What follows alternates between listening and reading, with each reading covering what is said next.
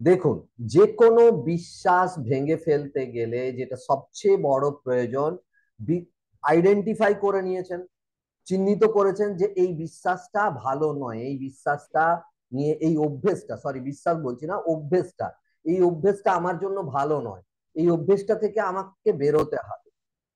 তো কনসাসলি আমরা জানি যে হ্যাঁ, এই অভ্যেসটা ভালো নয়, এই অভ্যেসটা আমি যদি ত্যাগ করি আমার জীবন ভালো হবে। কনসাসলি বহু মানুষ বহু কিছু জানে, সচেতন ভাবে সব মানুষ সবকিছুই জানেন, প্রায় অনেক কিছু জানেন মানুষ, কিন্তু তা সত্ত্বেও করতে পারেন না কেন? যে মানুষটা সাফল্যের পিছনে দৌড়চ্ছে, যে মানুষ, যে ছেলেটি জানে যে আমি পড়াশোনা করলেই সফল হতে পারবো, যে ছেলেটি জানে যে আমি পরিশ্রম করলেই আমি ইনকাম করতে পারবো, সে করছে না কেন? কারণ তার অভ্যেস, সে অভ্যেসে পরিণত করে নিয়েছে একটা জিনিস, সেখান থেকে বেরোতে পারছে না। তো কনসাসলি জানলে হয় না, কনসাসলি জানা আর সেটাকে করার মধ্যে তফাৎ থাকে। এই যে যেমন আপনি জানেন যে এই অভ্যেসটা ভালো নয়, কিন্তু অভ্যেস থেকে বেরোতে পারছেন না, কেন বেরোতে পারছেন না? কারণ আপনি কনসাসলি জানেন যে এটা আপনার খারাপ করছে। কনসাস আর স্যার আগে তো এইটা, আগে তো বুঝতে পারিনি। আগে আগে স্যার আগে যে বুঝতে পারিনি, যে যদি আগে যদি বুঝতে পারতাম তখনকার পরিস্থিতিটা এরকম হয়, তাহলে আগে ওই তো নাকি জানি, তাহলে আমার প্রসেস চলতোই না স্যার। হ্যাঁ, আগে বুঝতে পারেননি ঠিক আছে, কিন্তু এখন বুঝতে পেরেও দেখুন বেরিয়ে আসতে কষ্ট হচ্ছে। হ্যাঁ, ধীরে ধীরে হয়তো বেরোচ্ছেন, আমি সে প্রসঙ্গে পরে আলোচনা করব। কিন্তু দেখুন, কেন বেরিয়ে আসতে পারেন, তার কারণটা হচ্ছে অভ্যেস। আমি আগেই বলেছি যে নিউরাল পাথওয়ে গঠন হয়ে যায়, এটা স্ট্রং নিউরাল পাথওয়ে, ঠিক আছে? যে কোনো অভ্যেসই, যেমন আপনি যদি সাঁতার কাটতে জানেন, আপনাকে যতই মা মার দেওয়া হোক, পিটুনি দেওয়া হোক, আপনাকে ঘরে বন্দি করে রাখা হোক, কিন্তু আপনি কি সাঁতার কাটা ভুলে যাবেন? না, সাঁতার কাটা ভুলবেন না। তো অভ্যেস যখন আমরা বদলাতে চাইছি, এবং অভ্যেসটা আইডেন্টিফাই হয়ে গেছে যে এই অভ্যেসটা, প্রথম পদক্ষেপ যে এই অভ্যেসটা আমাকে বদলাতে হবে, এটা আমার বদ অভ্যেস। এরপর যেটা করতে হবে, আপনাকে জানতে হবে, সেকেন্ড খুব গুরুত্বপূর্ণ পয়েন্ট, যে আচ্ছা, এই অভ্যেস বদলে আমি কি অভ্যেস মানে অ্যাডপ্ট করব, কি অভ্যেস আমি নেব, গ্রহণ করব, যে অভ্যেসটা আমার জীবনকে ভালো করবে। আপনি যখনই একটা অভ্যেস ছাড়তে চাইবেন, তখন আপনার মাইন্ড আপনাকে বলবে যে আচ্ছা, এইটা না করলে কি করবি বা কি করবেন আপনি। এটা তো ছেড়ে দিলেন, কিন্তু কি করবেন? মন তো খালি থাকতে চায় না, এই পৃথিবীতে কোনো জায়গা খালি থাকতে চায় না, মাইন্ড তো অন্যতম ব্যস্ত জিনিস, মাইন্ড কখনোই খালি থাকতে চায় না। তো মাইন্ড যখন খালি থাকতে চায় না, সে এতদিনের একটা অভ্যেসকে, যেটা বারবার করতেন, সারাদিনে বহুবার করতেন, সেই অভ্যেসটাকে যখন ছাড়তে চাইবেন, তো তাকে তো বলতে হবে যে আপনি এই অভ্যেসটা ছেড়ে এই অভ্যেসটা গড়ে তুলতে চান, ওই টাইমগুলোতে আপনি এটা করতে চান, তবে তো আপনার মাইন্ড ওটাকে ছাড়বে, দিয়ে এই নতুন অভ্যেসটাকে ধরবে। তাহলে কি, মানে প্রথম স্টেপ, আমি স্টেপ বাই স্টেপ বলছি। প্রথম স্টেপ হলো যে অভ্যেসটা ছাড়তে চান সেই অভ্যেসটাকে আইডেন্টিফাই করা, যেটা আইডেন্টিফাই হয়ে গেছে যে এই অভ্যেসটা ছাড়তে চান। দ্বিতীয় স্টেপ হলো এই অভ্যেসটা ছেড়ে, যে বদ অভ্যেসটা আপনার আছে সেই বদ অভ্যেস ছেড়ে আপনি নতুন কি অভ্যেস গড়ে তুলতে চান, যেটা মোটামুটি সিমিলার, একই রকম প্রায়, কিন্তু সেই অভ্যেসটা আপনার জীবনকে ভালো করে তুলতে পারে। যেমন আমি উদাহরণ দিচ্ছি, যে আমি যে টাইমটা এই সব করি, পরিষ্কার পরিচ্ছন্ন করা, বারবার ধরে একই জিনিসকে পরিষ্কার পরিচ্ছন্ন করার কাজে ব্যস্ত থাকি, ব্যস্ত রাখি নিজেকে, সেই টাইমটাতে আমি কি করতে পারি? আমি বাচ্চাকে একটু পড়াতে পারি, আমি বাচ্চার সাথে একটু খেলতে পারি, আমি ভালো কিছু রান্না করতে পারি, আমি জানি না কি আপনার জন্য, কি আমি জানি না। আপনাকে এটা খুঁজে বের করতে হবে, নিজেকে জিজ্ঞেস করতে হবে মনকে, যে আচ্ছা, এই অভ্যেসটা ছেড়ে আমি কি অভ্যেস গড়ে তুলবো, যেটা আমার মনে শান্তি হবে। এরকম নয় যে এটা ছেড়ে দিয়ে আমি মানে এমন কিছু ধরে নেবো যেটা এর পুরো বিপরীত, আমার মন থেকে মেনে নিতে পারবো না। তাহলে কিন্তু এই অভ্যেসটা ছাড়াও হবে না, নতুন অভ্যেস গড়াও হবে না। ক্লিয়ার? তো মাইন্ড যখন কিছু ছাড়বে, কখন ছাড়বে, তাকে কিছু দিলে এই দেওয়ার জায়গাটা তো করতে হবে, জানতে হবে যে কি দেবেন। কিছু দেবেন না আর ও এমনি এমনি ছেড়ে দেবে। আপনি বাজারে গিয়ে জানতো একটা মানে ছুঁচ কিনে আনুন, 1 টাকাও না দিয়ে, দেবে কেউ? দেবে না। আপনি একটা ম্যাচিস কাঠি কিনে নিয়ে আসুন, পাবেন না। আপনাকে কিছু দিতে হবে। তো মাইন্ড তো অত্যন্ত ব্যস্ত, সে এই কাজগুলো নিয়ে এতদিন ব্যস্ত থাকতো। তো তার ব্যস্ততার জন্য আপনি কি দেবেন? তাকে তো বলতে হবে আগে যে ঠিক আছে, তুমি এই যে কাজটা তুমি করতে রিপিটেডলি আমাকে দিয়ে করাতে, তো এর বদলে এই কাজটা আমি করতে পারি, এই অভ্যেসটা গড়ে তুলতে পারি, এটা আমার জীবনকে ভালো করবে, আমার পরিবারকে ভালো করবে, সেটা ভেবে বের করতে হবে। ঠিক আছে? তো ভেবে আগে বের করুন যে কি অভ্যেস আমি গড়ে তুলবো, এবং সেটা আমাকে জানাবেন যে আমার মনে হচ্ছে এইটা সেই রেলিভেন্ট হ্যাবিট, অভ্যেস, যা আমি এর বদলে গড়ে তুলতে পারি। জানাবেন। স্যার, হ্যাঁ, বলুন। জোর করে করতে লাগে না স্যার, একদম আর একটা অভ্যাসে একবারে হিরো মানুষ যে জোর করে করতে লাগে না স্যার, এটা অল্প অসুবিধা হয় স্যার, এটা আমি কি করবো? জোর করে করতে তো বলছি না আমি। আমি কি জোর করে করবে বলছি?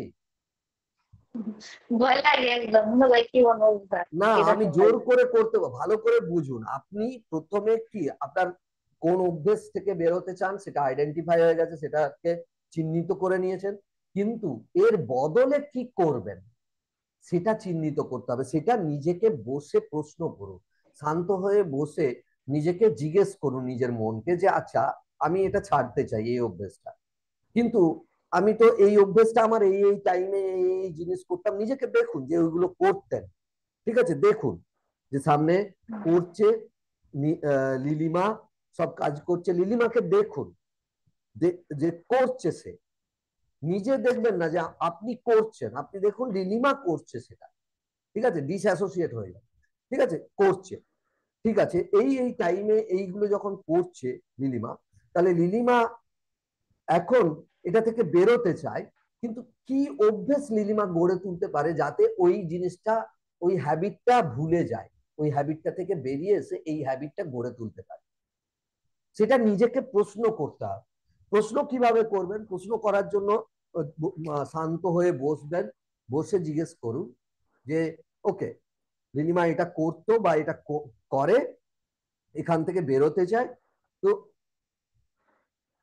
আমি কি এমন করতে পারি, আমার কি কি কাজ আছে, গুরুত্বপূর্ণ কাজ আছে যেগুলো আমি করতে পারি ওই টাইমে।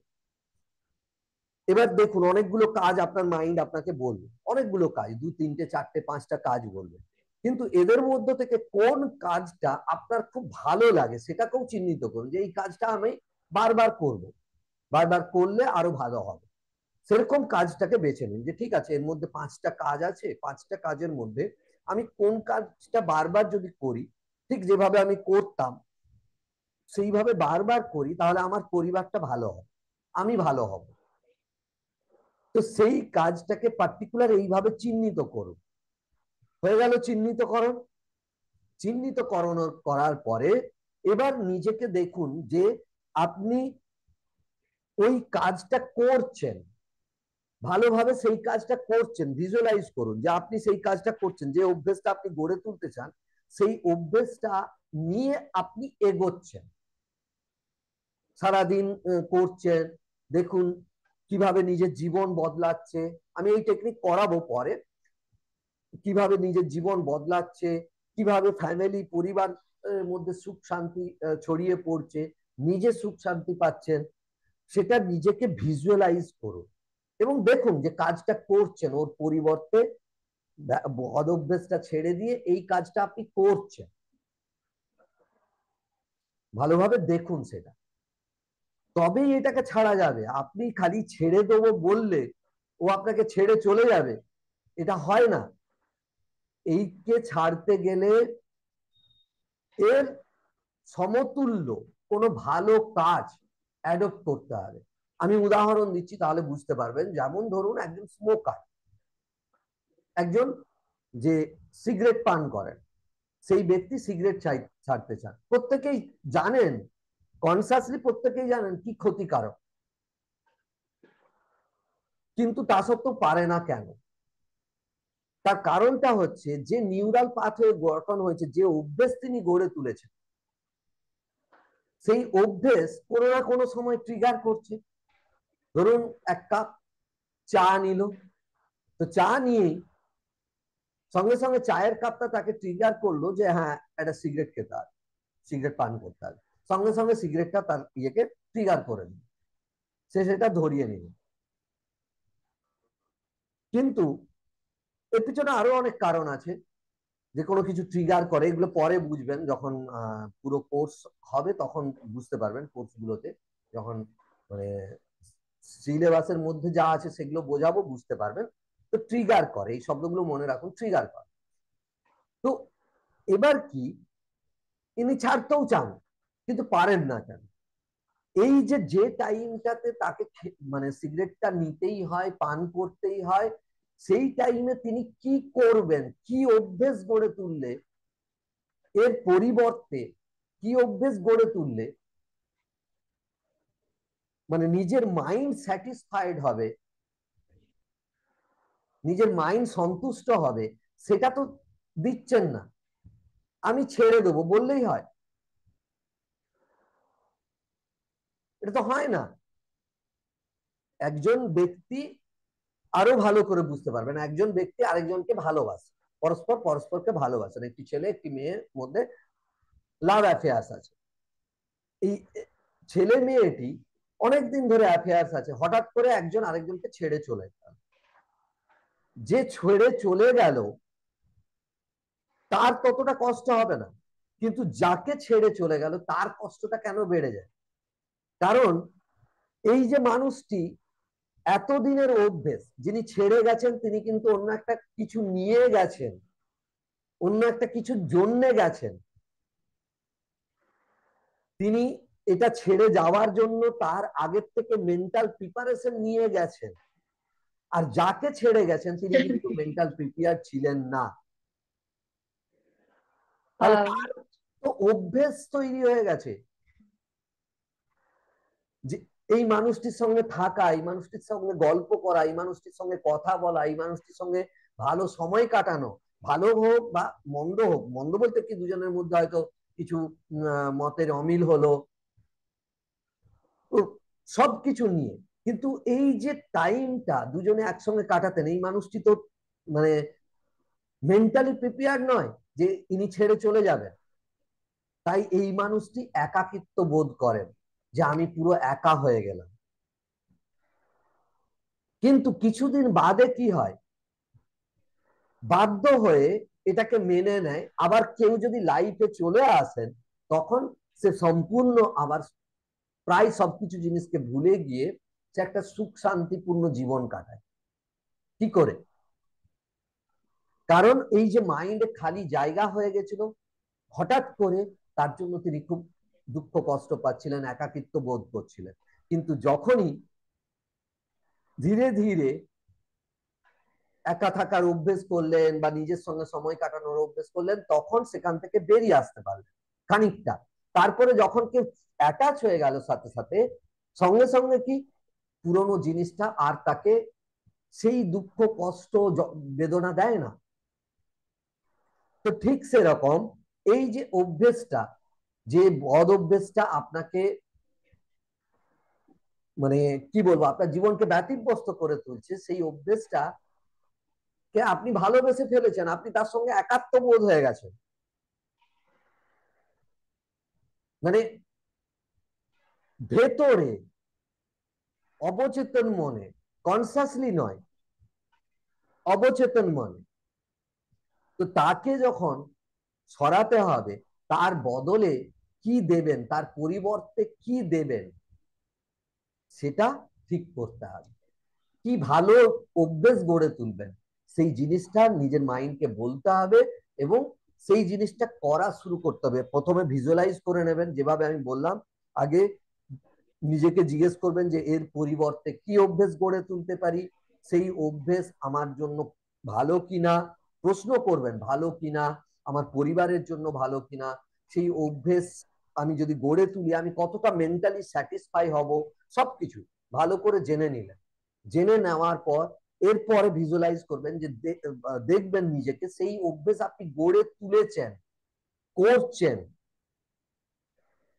ডে টু ডে লাইফে, দিনে দিনে আপনি সেটাকে অ্যাপ্লাই করছেন, প্রয়োগ করছেন। ভিজুয়ালাইজ সম্পূর্ণ করে নেবেন, দেখবেন তাতে মানে ভিএ কে গুরুত্বপূর্ণ আমি বলেছি, তাতে ভিজুয়াল পার্টটাকে দেখবেন যে করছেন কাজগুলোকে কিভাবে করছেন, সব মানে যা আপনি করতে চান আর কি সেটা কিরকম হচ্ছে দেখবেন। তার প্রভাব বাচ্চার ওপর কি পড়ছে, তার প্রভাব আপনার নিজের ওপর কি পড়ছে, আপনার পরিবারের ওপর কি পড়ছে, আপনার হাজবেন্ডের ওপর কি পড়ছে, সব জায়গাগুলোকে দেখলেন। শুনবেন যে হ্যাঁ, সেটা যখন আপনি করছেন আপনার মন থেকে কি অনুভূতি আসছে, মন কি বলছে, ভালো বলছে, বাহবা দিচ্ছে, পরিবার কি বলছে, বা আপনি যাদেরকে ভালোবাসেন তারা আপনাকে কি বলছে, আপনার স্বামী সন্তান কি বলছে, সেটাকে ভালো করে রিয়েলাইজ করুন, শুনুন সবকিছু। তারপর ফিলিংসটা দেখুন যে আপনার মনের মধ্যে কি ফিলিংস হচ্ছে, নিজের মধ্যে একটা গ্রেটনেস আসছে যে বাহ, আমি এটাকে তো ছাড়তে পেরেছি, এটাকে ব্রেক করতে পেরেছি, ওয়েল ডান, নিজেকে বলুন, সেই শব্দগুলো শুনুন, ফিল করুন, সেটাকে ফিল করুন। ঠিক আছে, তাহলে ভি এ কেটাকে ইনহ্যান্স করে ভিজুয়ালাইজ করে এবার সেই অভ্যেসটাকে শুরু করুন, করতে স্যার, শুরু করুন। বোঝা গেল এই জায়গাটা, স্যার বোঝা তার গেল? মানে হ্যাঁ। স্যার তার মানে কি হয়েছে? আমার তো মানে কি হয়েছে স্যার, তার মানে আমি যে একটা মানুষের খুঁজছিলাম না, আমি ভালোবাসছিলাম যে স্যার, এটা আমার ছাইরা দিয়ে এটা অন্য মানুষ বিয়ে করছে স্যার, বুঝতে পারছেন? হ্যালো, দারুণ স্যার। আমার মাইন্ডে আর কিছু আমি যে এই বস্তুটা তার মাইন্ডে আমার এটা এটা নিচ্ছে। আর তারপর থেকে আমার আমার হাজবেন্ডের প্রতি বিশ্বাস হয় না গো, ওর যদি মহব্বত করে তিল দেওয়ার আমার ছেড়ে যায় স্যার। ওখান থেকে তো আমার এই অভ্যাস করছে স্যার। দেখুন, আমি একটা কথা বলছি, জীবনে আজকে আজকে দেখুন আমার ইয়ের সাথে আপনার সেই জীবনের একটা রিলেট করতে পারলেন। আমার প্রত্যেকটা কথা জীবনের প্রত্যেক মুহূর্তে ভ্যালু অ্যাড করবে, সব বুঝতে পারবেন যে কি কি ঘটেছিল, কেন ঘটেছিল, পরিষ্কার হবে। না আমি অত তো লেখাপড়া নাম ইংলিশ কিছু বুঝি না, কিন্তু আমি ক্লাস শুধু আমি এটা করতে আর কি স্যার। হুম। সেই যাই হোক, থেকে স্যার তার মাইন্ডে তো মানে ওখানকার স্টোর করতে তার মানে হিসেবে আমার মতো আমার মেয়েটার প্রতি আমার কোনো মহব্বত নেই স্যার। কিন্তু ওই যে আমি তার মাইন্ডে বাচ্চা নিল ওটা এটা কাপড় ধোয়া ওটা ধোয়া আদানো ওটা তার মানে আমি যে আগে বাচ্চা মরে নিয়ে সব মেলা কিছু আমি যে তারপরে মাইন্ড তো খালি দিল গা, তারপরে ইংরেজ দু চাষে ঢুকছে মাইন্ডে। হুম। না, তারপরে তাহলে আমি তাহলে যদি সেরকম হাজবেন্ড ভাবি সেটা যে স্যার। সেটা থেকেও যখন আপনি বেরিয়ে আসতে পেরেছেন, এটা থেকেও আপনি বেরিয়ে আসতে পারবেন, আপনার মধ্যেই তো ক্ষমতা আছে, কোথাও তো নেই, আপনি এখান থেকেও বেরোতে পারবেন। তো আমি যেভাবে স্যার, বললাম, আমি যেভাবে বললাম এটা করুন, ঠিক আছে? বোঝা গেল? হ্যাঁ স্যার। ওকে। আর এরপর আমি একটা টেকনিক দিচ্ছি। হ্যাঁ, কিছু স্যার একটা প্রশ্ন, কথা কই না স্যার। কিছু প্রশ্ন আছে, কি প্রশ্ন আছে কিছু বলুন। হ্যাঁ স্যার তার মানে স্যার কিন্তু এমনি স্যার আমার হাজবেন্ডও বিশ্বাস করে না আমার। আপনাকে বিশ্বাস বুঝছেন না করে না? স্যার? না আমার উপর উচিত বহুত বিশ্বাস করে হাজবেন্ড আমারে, কিন্তু আমি করাই না স্যার। আপনি বিশ্বাস করেন না, আপনার হাজবেন্ড বিশ্বাস করেন না আপনাকে? না না, আমার হাজবেন্ড আমার বহুত বিশ্বাস করে, কিন্তু আমি করি না, কই আমার মহব্বত করে কি আবার ঢুকে সামনে। আচ্ছা, ঠিক স্যার আছে, এরকম হইলো। ঠিক আছে, বিশ্বাস হ্যাঁ। জন্মে দেবো, বিশ্বাস বিশ্বাস জন্মে দেবো। ঠিক আছে, আপনার বিশ্বাস চলে আসবে। হুম। ঠিক আছে, বিশ্বাস করবেন। ঠিক আচ্ছা। আছে, এটাই তো হয়। আমাদের কি এর আগে তো আমি বলেছি, ভালো করে জানেন আমাদের পাস্ট অভিজ্ঞতা কি, পাস্ট অভিজ্ঞতা একটা ছেলে আমার সঙ্গে বিট্রে করেছে বা একটা মেয়ে আমার সাথে বিট্রে করেছে। এবার আমি যত মেয়েকে দেখবো আমার মনে হবে যে এও তো করবে, এও আমার সঙ্গে ওই একই জিনিস করবে। তাহলে একে আমি কি করলাম, পাস্টের পুরানো অভিজ্ঞতা তার সাথে রিলেট করে দিলাম। তাহলে আমি যে দৃষ্টি দিয়ে তাকে দেখছি, যে পয়েন্ট অফ ভিউতে দেখছি, তাকে বিশ্বাস করা কি সম্ভব হবে? কখনোই সম্ভব নয়। তো সেটাও আপনার জীবনে হচ্ছে। তো এটাই কি করতে হবে, পাস্ট এক্সপিরিয়েন্স মানে মানে অতীতে ঘটেছে মানেই এখন একই জিনিস সেটা তো নয়, বা একজন মানুষ সেরকম করেছে বলে সব মানুষ একই রকম সেটা তো নয়। তো এগুলো পরে পরে টেকনিকও আছে, টেকনিক করাবো, বুঝতে পারবেন। ঠিক আছে, এই জায়গাগুলো ক্লিয়ার হয়েছে তো? স্যার হ ভিডিও তো আসবে স্যার, আবার রিপোর্ট দিতে হারবেন স্যার। হ্যাঁ, ভিডিও। না আমি তো ভিডিও তো দেখতে পারবো স্যার, নয় এত তার মন থাকে না স্যার, ভিডিও দেখতে দেখতে এটা হ্যাঁ, ভিডিও গুলো দেখুন, প্রত্যেকটা ভিডিও দেখছেন কিনা আমি স্যার। আমার দেখা হয়নি, আমি সব দেখবো ভিডিও দেখছেন কিনা। ভিডিও তাহলে কি হয় স্যার, বাচ্চা না আমি যে মোবাইল দেখে নেট ফুরে থাকে স্যার, আমি দেখতেই পারিনি না, নেটটার ব্যবস্থা মোবাইল। করুন, আপনার নেটটা সত্যি খারাপ, নেটটার ব্যবস্থা করুন, ভিডিওগুলো দেখুন। এরকম ভাবে তো হয় না।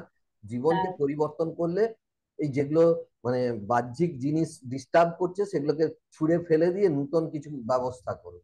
যে নেট নেই সেই নেটটাকে রেখে বইয়ে কি বেড়াবেন, টাকা দিচ্ছেন কেন? ঠিক আছে, তো চলুন আমি ইয়ে করছি, এটাকে